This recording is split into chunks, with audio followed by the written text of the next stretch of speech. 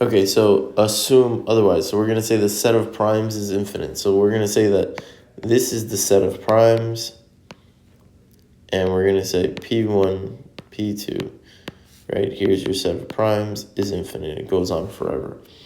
Assume the set, and we're going to assume otherwise to get a contradiction. So this is what we're saying, that the set of primes is infinite, and we're going to assume otherwise. Assume the set of primes is finite.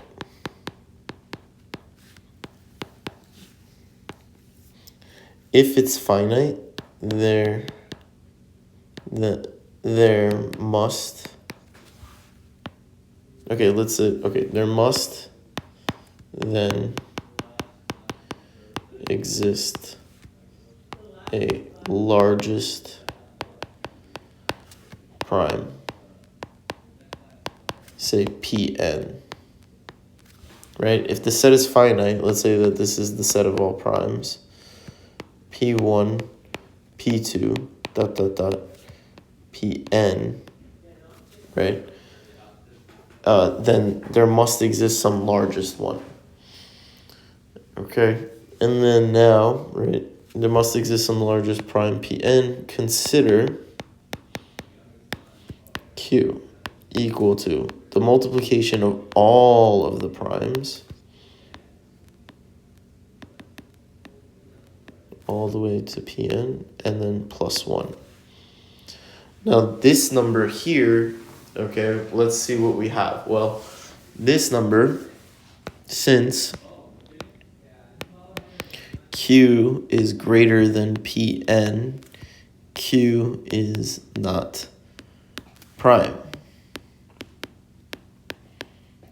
So since Q is not prime, we know from our lemma that there must exist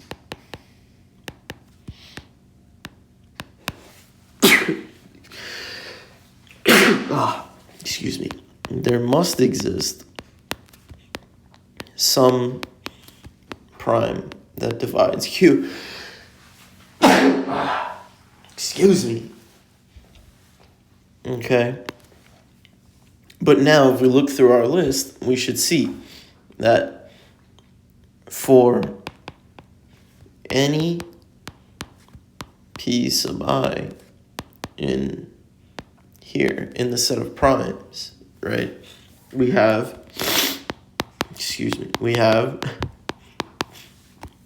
Pi divides this left hand, or this part, right, because Pi is somewhere in here, right, but Pi does not divide 1. So this is true for any of the primes inside the set of primes. So there's no prime that divides Q.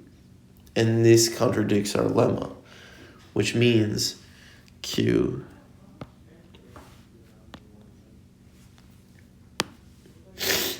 that Q is not prime.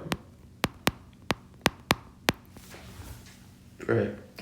Because we said that if in the lemma it says if A divides B and A does not divide C, then A doesn't divide the sum. And I showed that P1 divides this part. This is like B, but P1 doesn't divide C. So then P1 does not divide B plus C, which is Q in this case. And then if there's no prime that divides Q, then Q must be prime. Then Q is prime. This sneeze is messing me up. So then Q is prime. And this is in contradiction with this. And the assumption must be false.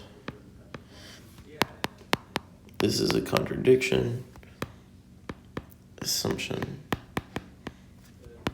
is false.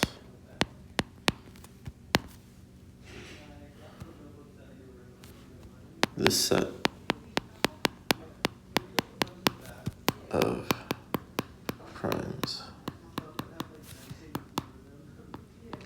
is infinite.